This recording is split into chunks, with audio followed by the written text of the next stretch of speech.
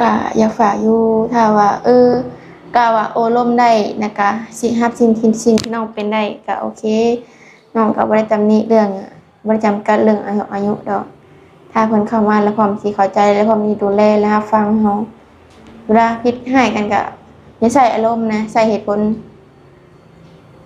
ก็มีแค่นี้แหละขอแค่นั้นนะโดยสบายดี สบายดี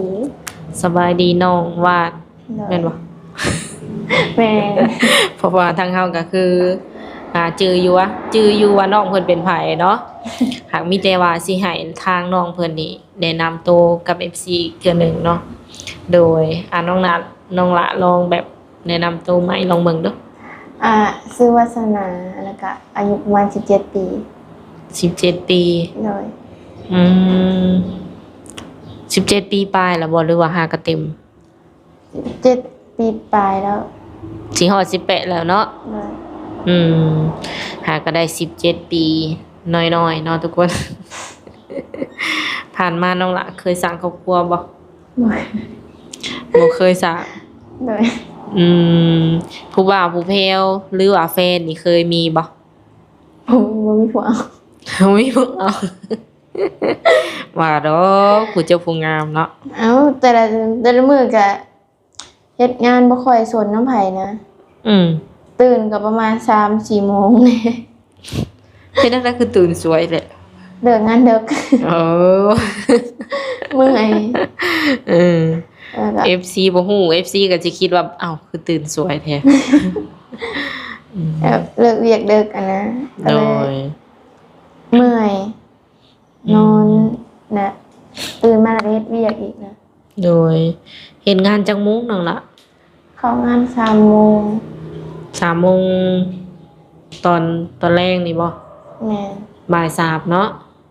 แล้วก็เลิกจักโมงบัดเลิกเที่ยงคืนได้นอนนี่ประมาณจักโมงเฮาเป็นคนที่นอนยากก็ประมาณ 3-4 โมงพุ่นแหละเคลียร์ไปเคลียร์มาอยู่หั่นแล้วบ่แม่นแถวบ้านเฮานี่ก็บ่มีผู้บ่าวเข้ามาจีบเลยบ่บ่ค่อยสนใจนะเรื่องผู้บ่าวผู้แพวนี่มันง่ายๆก็เด็กน้อยคบกันแล้วมันรู้สึกว่ามันบ่โอเคนะมันบ่แฟร์เพราะหยังหนึ่งมาเขาห่วงเลยห่วงถึงที่เฮาเฮ็ดงานแบบนี้บ่เข้าใจนะก็เลยหาคบคนที่รุ่นใหญ่กว่าแล้วก็รู้จักแยกแยะออกเวลาเฮ็ดเวียกเรื่องส่วนตัวสิเวลาผิดกันก็มีเหตุผลนะถ้าว่าเด็กน้อยเลยหึงหวงหลายเกินไปบ่แม่เวลาให้กันมันเป็นเรื่องไร้สาระนะมันบ่มีหยังต้องว่าสิเคลียร์กันมันเคลียร์กันบ่จบอ่ะนะแล้วมุมมองข้างนอกเลยพอสิจบก็บ่จบสิบ่แม่แต่ที่นี่อยากฮู้แบบบ่แม่นอยากฮู้ซะอยากคบบ่อยากเรียนคบคนที่ว่าใหญ่กว่าเฮาบ่แม่เอาประมาณจักปีน้องล่ะ50 ปีลงมาก็ได้50 ปีลงมาหนุ่มใหญ่50กลัวๆนี่แม่นเบิดซิดบ่พอลมได้อยู่ ลองเบิ่งบ่ลองเบิ่งบ่ลองโมโหได้โดยให้โอกาสเพิ่นอยู่เนาะโดยเรื่องรูปร่างหน้าตานี่สำคัญบ่น้องล่ะก็บ่ได้สำคัญเรื่องนิสัยนะนิสัยสำคัญกว่านิสัยเขาดีหรือบ่ดีคนหน้าตาดีแต่นิสัยบ่ดีเด้ค่ะอยากได้ผู้ชายแบบว่านิสัยใจคอเป็นแบบใดเพิ่นว่าม่วนแล้วก็บ่ใช้อารมณ์เว้าแบบบ่ขึ้นเสียงใช่นะแบบว่าม่วนว่าแท้คำแต่ว่าอย่าขึ้นเสียงใช่แล้วกันบ่มักบ่ให้ตะคอกใส่เนาะโดยถ้าว่าแบบตะคอกแต่หยังนี่คือจะบ่มักเลยบ่เรื่องอาชีพการงานนี่คิดว่าสำคัญบ่ก็สำคัญอยู่แหละก็สำคัญบ่ในความคิดของน้องอยากได้คนที่ว่ามีอาชีพการงานเฮ็ดบ่แม่แล้วต่างคนต่างเฮ็ดเวียกนะชาวไร่ชาวนาทำมาค้าขายนี่ก็ได้บ่เลยได้เบิดถ้าว่าเพิ่นสามารถดูแลเฮาได้ก็มีหยังก็ช่วยให้ช่วยกันหานะ อืมต่างคนต่างหาถ้าว่าบ่ถึงขั้นว่ารวยเนาะ แม่น บ่ถึงขั้นว่ารวยหรือว่ามีเลย คือทางน้องนี่ก็พร้อมที่จะสะสางไปนํกันบ่ ก็ถ้าว่าสิสั่งซาบ่ก็โอ้ลมกันไปก่อนนะ โอ้ ยังบ่ฮู้ใจคอกันนิสัยใจคอจักเป็นแบบใดบ่ฮู้อันนี้ อืม ถ้าว่าฮู้แล้วแล้วก็ถ้าว่าก็ทบทวนเบิ่งก่อนถ้าว่าคุยคนนี้ถึงกับถึงใจแล้วก็จังว่ากันใหม่อะนะ เดี๋ยว เปิดใจนี่ค่ะ คือเปิดใจหาคนคุยก่อนบอก แม่น เอาคนคุยที่ว่ารุ่นใหญ่กว่าเฮาบัดนี้เนาะ แม่น มักทางใดเป็นพิเศษ ไทยลาวประเทศนอกก็ได้ ได้เบ่เลย โดย แถวไกลนี่ก็คือฮับเบิด โดยขอใจนิสัยดี โดยขออนุญาตถามน้องหละสูงเท่าไหร่เนี่ยบ่จื้อน้ำหนักเลยซะ น้ำหนักนะน้องเป็นคนจอยมาไปสั่งเบิ่ง41 อืม41กิโลก็คือแบบตัวน้อยเนาะ แม่น ตัวน้อยแต่ว่าแบบมันก็สมดุลกันฐานะทุกคน ตัวน้องเพิ่นนี่ก็สีสูงๆนี่หน้าสี50กว่าๆพุ่นแหละเบิ่งนี่เนาะ หรือว่ากลัวบ่จัก โอ้ ตอนนี้นี่เป็นแบบแม่ค้าบ่ แม่นคล้ายเครื่อง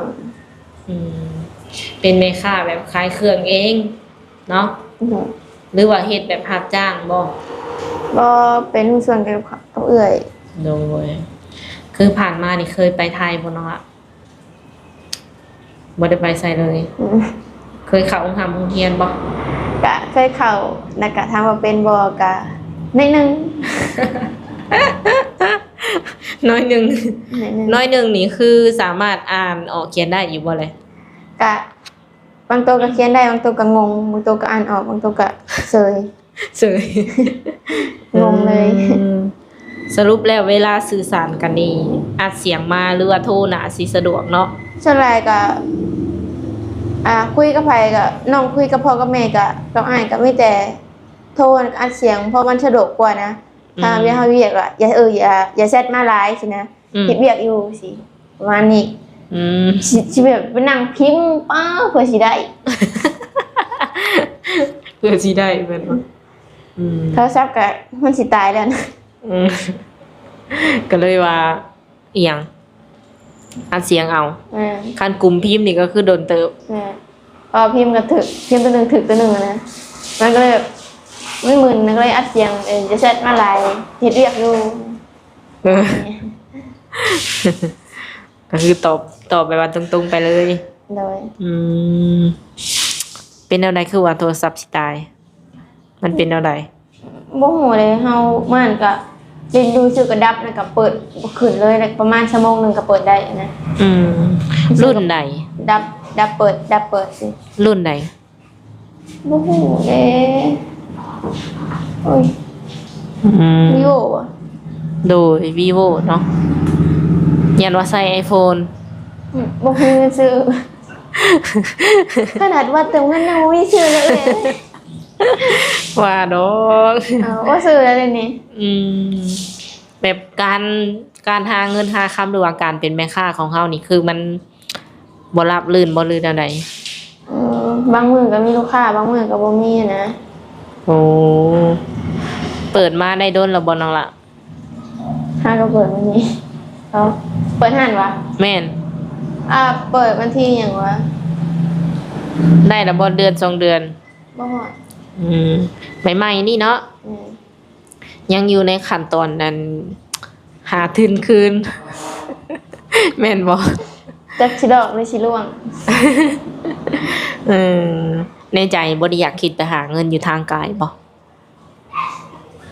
มันก็อยากไปอยู่แต่ก็พ่อแม่ผัดบ่มีพายุนำ อืมในคือขออนุญาตถามก่อนเนาะในเฮือนในซานน้องหล่ะมีอ้ายน้องหลายบ่ มีน้อง4คนเขามีครอบครัว2ยังเหลือ2 เหลือน้องนี่คนที่ว่าอยู่น้ำพ่อน้ำแม่ตอนนี้นี่ เจ้าบ่ แม่ โอ้อ้ายน้องนี่เพิ่นไปไสเบิด เพิ่นมีครอบครัวแล้วก็เขาไปอยู่ไทยเบิดเอาลูกเขาไปอยู่ไทย อืม เขาบ่ได้มาบ้านมีแต่ชุนน้องและเลี้ยงพ่อแม่อยู่บ้านไปไกลกับพ่อแม่จะคือลำไพนะมีสองเถาเรา อืม นี่ก็เป็นห่วงเพิ่น อืมอยู่ไกลยังมาเพิ่นเนาะ แม่นเงินเดือนออกกะซื้อของเกาะของกินเมื่อให้เรามาบอกออกมาอย่างนี้นะ อืม ผลไม้ต่างๆซื้อมาให้เราซื้อยาเวลาเราเป็นยังไงโทรมาเนี่ยมาหาเนี่ยก็สามารถมาหาเราได้ใกล้ๆนึงถ้าอยู่ไกลค่ะคือว่าแหละเงินก็บ่มีค่ารถค่าล่างอีกนะ อืม อันนี้มันไกล ตอนนี้ก็เลยสู่อยู่แบบว่าแถวบ้านไปก่อน อืม ความคิดนี่ก็คืออยากไปอยู่แต่ว่าอยากเบิ่งแยงพ่อแม่นํเนาะ โดน เฒ่าพ่อกับเฒ่าแม่เพิ่นก็ยังอยู่นํกันบ่น้องล่ะ แม่น อืม นี่กะว่าสิมาเบิ่งเราอยู่เราเจ็บเอวสิเอาเราไปกวด เออเพิ่นมีโรคประจำตัวบ่ แม่นเป็นมา3-4 ปีแล้ว เอาเป็นได้3-4 ปีตะกี้หำบ่ได้เป็นบ่ ค่าน้องหลาเสียแล้วก็เป็นมาเลยเท่าซุมื้อนี้ อืม มื้ออยากเศร้าก็เศร้ามื้ออยากดีก็ดีนะ เอาหรือว่าเพิ่นคิดฮอดน้องล่ะเจ้า เฮาก็บ่ฮู้เด้แต่เฮาห่วงของน้องนะก็คือทำเบิ่งนี่นะเราสิคิดฮอดอยู่แต่ก็เป็นจังได๋ซะในเมื่อเพิ่นให้มาซำนั้นแล้วซึ่งน้องก็สิเอากลับคืนมาก็บ่ได้ อืม คนเรามีมือพบก็ต้องมีมือจับ อืม ต้องยอมรับความจริง เนาะเพิ่นก็ไปดีแล้วเนาะ แม่ อืม ในการหน้าที่ของเราคือเบิ่งพ่อแม่นะต่อไป อืม ถ้าเพิ่นบ่อยู่พุ่นแหละจังว่ากันใหม่ โดยอาชีพหลักๆนี่คือเฮ็ดหยังอยู่เฮือน ไปไหนเฮ็ดนะ อืม นี่ก็ปีนี้ก็บ่ฮู้ว่าสิได้เฮ็ดนาบ่มีคนเฮ็ดอันนะอ้ายก็บ่ได้มา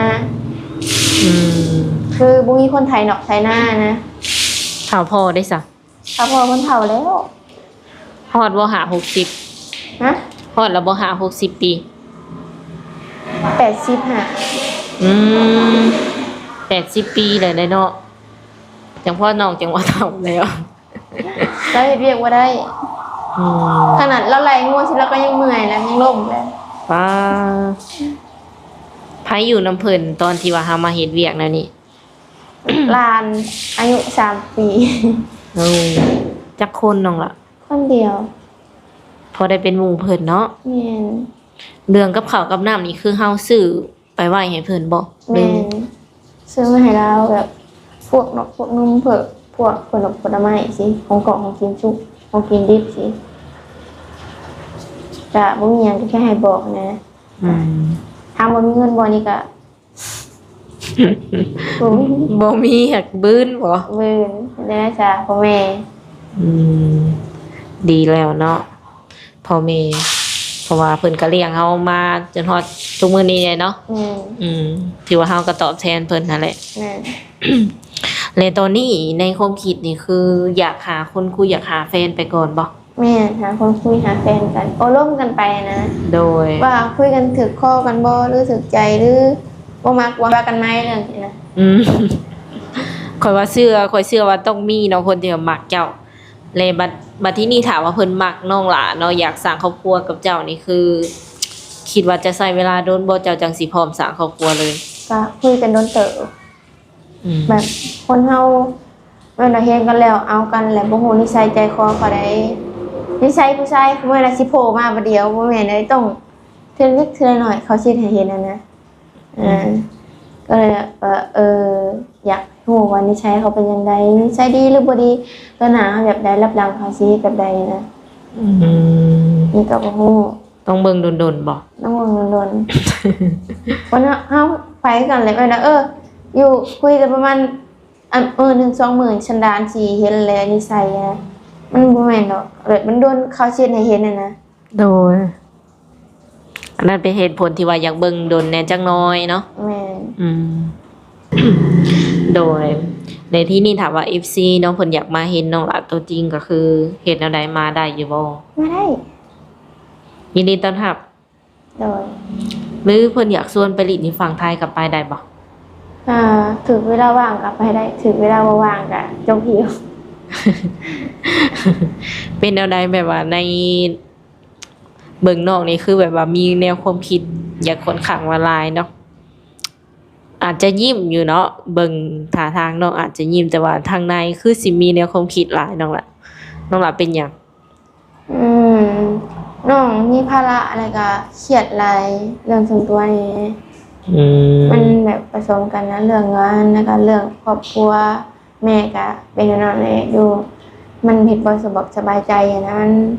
มันเมื่อยยังไงก็เฮ็ดงานมันเป็นเฮ็ดงาน อืม มันคิด คิดนำครอบครัวแน่ แม่นคิดนำพ่อแม่แน่ หลายอย่างบ่ แม่ แต่บอกบ่ได้ เพราะว่าเบิ่งน้องเพิ่นนี่คือแบบบางเทื่อก็ยิ้มหัวอยู่เนาะหักในใจแบบว่าคือสิมีเรื่องคิดหลายอะนะในอกในใจอะนะ แม่นก็เป็นโอ้ยเรื่องเป็นมาแบบน้องก็บ่รู้จักสิแก้ไขจังไดนะเรื่องธุรกิจมันก็บ่มีเงินมีคำนะแม่ก็เที่ยวแต่เป็นสิ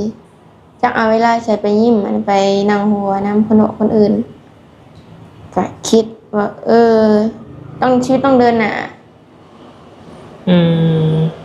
อืม บางเทื่อก็คิดท้ออยู่ล่ะ อืม แบบมันเมื่อยที่บ่มีเงินแล้วก็เฮาหาเงินก็พอได้แต่ใช้ซื้อกินสิมันบ่พอเก็บอยากนั่นอยากได้หันอยากได้นี่ก็มันบ่ได้อะนะก็เลยมีปมน้อยจากในใจแหละ อืมหางน้องหลา17 ปีนี่ก็ถือว่าเจ้าเก่งเติบได้แบบเจ้าฮู้จักที่จะแบบอยากหาเงินอยากเลี้ยงพ่อแม่แล้วอยากขันอย่างนี้นี่ถือว่า ตอนนี้น้องหลาเก่งอีหลี นี่ก็ว่าอยากได้เฮือน อืม ก็เก็บยังบ่มีเงินเก็บก็หาต่อไปโอ้ยจักชาติได้สิได้ ปีใดสิได้อะนะ เฮือนนี่หมายถึงเฮือนกูเฮือนเขานี่หรือว่าเฮือนเฮาเอง อยากได้เฮือนของตัวเองมากกว่า โดย อยากมีทรัพย์สินเป็นของตัวเองนะเรื่องมุ่นเรื่องมั่งเลยน้องบ่เคยคิดอยากได้ไผเลี้ยงพ่อแม่ก็ให้ผู้นั้นน่ะนะ โดย ถือว่าเป็นทรัพย์สินของเขา คือถ้าว่าเฮาบ่ได้เลี้ยงเพิ่นแล้วกะไปหาเอาเองอะนะคือพ่อแม่ก็บ่มีหยังให้มีแต่เรือนกับนา อืม นากับนาก็บ่ได้กว้าง อืมแบบว่า อยากหาด้วยตัวเองหลายกลัวาตอนนี้ก็กำลังบืนอยู่แม่นบ่ เพิ่นอยู่ฐานะทางบ้านก็บ่ดีนำนะ โด ทุก ย อย่างบ่นั่นดอกก็พอกินพอใช้อยู่ อืมบัดทีนี้ถ้าว่าผู้ว่าเพิ่นอยากทักมาเล่นนำก็สิมีเวลาคุยกับเพิ่นอยู่บ่ ก็มีอยู่ชั่วคราว สัวข่าว เพราะว่าเฮ็ดงานเด้ โดยช่วงใดแน่ที่ว่าเพิ่นสามารถทักมาเล่นนำเฮาได้ ประมาณ 10 โมงหรือ 11 7-8 โมงนี่โอเค อืม ถ้าว่าคำชี้น้อยๆนี่ก็บางทีบ่มีเวลาตอบ กลางคืนหั่นได้จะบ่ได้ตอบเลย บ่ได้จับโทรศัพท์เพราะว่าเฮ็ดเวียก อืมลูกค้าเฮาก็ค่อนข้างว่าหลายอยู่บ่ ก็บางมื้อก็เต็มบางมื้อก็บ่บางมื้อก็บ่มี แล้วแต่ดวงเนาะ แล้วแต่ดวง ขึ้นอยู่กับดวงบางมื้อก็คือได้ลูกค้าหลาย เต็มห้านบางมื้อก็จะสิไปโต๊ะใด บ่ได้เมาติ ลูกค้ากินเบียร์ไม่ค้ากินลูกเป๊ปซี่ เฮ็ดได้สิม่วนอันนี้เนาะ อืมเชิญโตะแล้วน้องหละก็มักเล่นมักเที่ยวมักปาร์ตี้อยู่บ่ ถ้าว่ามักไปบ่ก็บางช่วงก็มักแบบอยากระบายตัวเองนะแบบกดดันตัวเองก็รู้สึกว่า เป็นแบบนี้ต่อไปก็คงสิเป็นไปบ่ได้ต้องเดินหน้าต้องเฮ็ดให้ตัวเองมีสนองสังคมนำหมู่กับครูแน่บางทีก็บ่มีเงินแล้วก็บ่ได้ไปบ่กล้าไปนำหมู่เพราะหยังใหญ่แล้วก็ตูดหมู่ก็ คงจะไปบ่ได้ ตายแล้วเนาะ โยคนใหญ่เลย คนใหญ่แล้ว เออ อืม เงินบอกแต่เมาได้เหรอ เมาได้เลยลูกค้าเขาก็คือเมาได้เลย หากเลือกที่จะบ่กินบ่ แม่นก็เฮาก็มีโรคประจำตัวแน่ โรคอีหยังโรคประจำตัว เป็นไทรอยด์ต้องกินยาตลอดนะ อืม ทุกมื้อนี่ก็เมื่อยกับตัวเองแล้วก็เมื่อยรอบๆด้านแน่หลายด้านหลายทางอะนะ อ โดยตอนนี้ก็คือยังกินยาอยู่บ่คิดว่าแบบเขาหายแล้ว นี่ก็สิเบิดยังเหลือแพงสุดท้าย โอ้ต้องได้ต่อทุกเดือนบ่ แม่น เดือนหนึ่งไปต่อประมาณเท่าไหร่ เอาประมาณ5-6 เดือน หา6 เดือนจังไปต่อ บ่เอาเทื่อหนึงนะ5-6 เดือน เอายานะ แม่น โอ้ให้มันกลุ่มโดนๆโลดอืม นี่ก็บ่มีเงินจักสิเอาใช้ไปเอาแล้วก็ว่าสิหยุดซะก่อนนะมันบ่มีเงิน อืมเท่าได้เฮาไปเอายาเนาะ ประมาณ5-6,000 มันก็กลุ่มบักโดนได้เนาะ โดย หา6,000กลุ่มประมาณ6 เดือนมันก็ถือว่าโอเคเนาะ โดย หากตอนนี้ก็คือยังบ่ทันมีเงินไปเอาเลยบ่ โดย ยังแพงเดียว ยากินหั่นน่ะ โดย คือแพงนี่ก็คือถ้าว่าได้เงินก็คือจะไปต่อเนาะถ้าว่าบ่ได้เงินก็คือจะหยุดเลย สมมุติว่าเฮาหยุดนี่มันสิเป็นหยังบ่ ก็เมื่อยก็ต้องฟื้นตัวเองสู้ต่อไป เออแบบรู้สึกว่าเมื่อยในร่างกายนี่บ่ ก็รู้สึกอ่อนแออยู่เลยแล้วก็ต้องสู้อ่ะ อืมแบบบ่มีที่พึ่งเนาะ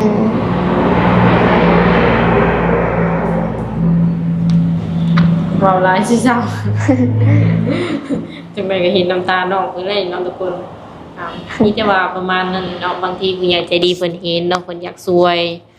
ค่าหืดค่ายาน้องเพิ่นก็ทางเฮาก็ยินดีที่จะเป็นสะพานให้เนาะทุกคนเนาะพอได้ต่อยาต่อไปอีกเนาะ โดย อันนี้เพิ่นบอกมาแล้วว่าต้องกินตลอดชีวิตเลยบ่ แม่น อืม เพราะ ติด ว่า เลี้ยง ร่าง บ่ กาย ได้ ก็พักผ่อนบ่เพียงพอเฮ็ดเวียก เออเป็นแบบว่า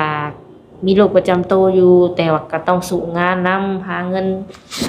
มาต่อยาตัวเองนี่ แม่น ก็ยาให้แม่แน่โดยแล้วได้ก็เป็นกำลังใจให้สู้ๆเนาะ โดย ลองเปิดใจคุยกับคนที่จะเข้ามาลองเบิ่งเพื่อว่าเพิ่นรับเราได้เนาะ โดย ถามว่าเพิ่นสิทักมาเล่นน้ำเพิ่นสามารถทักมาได้ช่วงบ่แม่นช่วงใดนะทางใด ทักได้ ทางใด ไลน์ อย่างเดียวบ่ โดย เฟซนี่ก็คือจะบ่ได้แจกหรือไดบ่มีบ่ เฟซนี้บ่ค่อยลิ้นปานใด ถ้าว่าเพิ่นขอนี่แจกแต่ไลน์สิบ่ โดยเพราะว่าลิ้นไลน์และส่วนไลน์ อ๋อสามารถวิดีโอคอลเห็นหน้าเห็นตาก็ได้บ่ โดย อืม โอเคจ้ะเนาะสุดท้ายนี้มีหยังอยากฝากถึงคนที่สิเข้ามาหาเฮาอยู่บ่ ก็อยากฝากอยู่ถ้าว่ากะว่าโอ้ล่มได้นะคะสิรับสิ่งที่น้องเป็นได้ก็โอเคน้องก็บ่ได้ตำหนิเรื่องบ่ได้จำกัดเรื่องอายุดอกถ้าเพิ่นเข้ามาแล้วพร้อมสิเข้าใจและพร้อมสิดูแลและรับฟังเฮา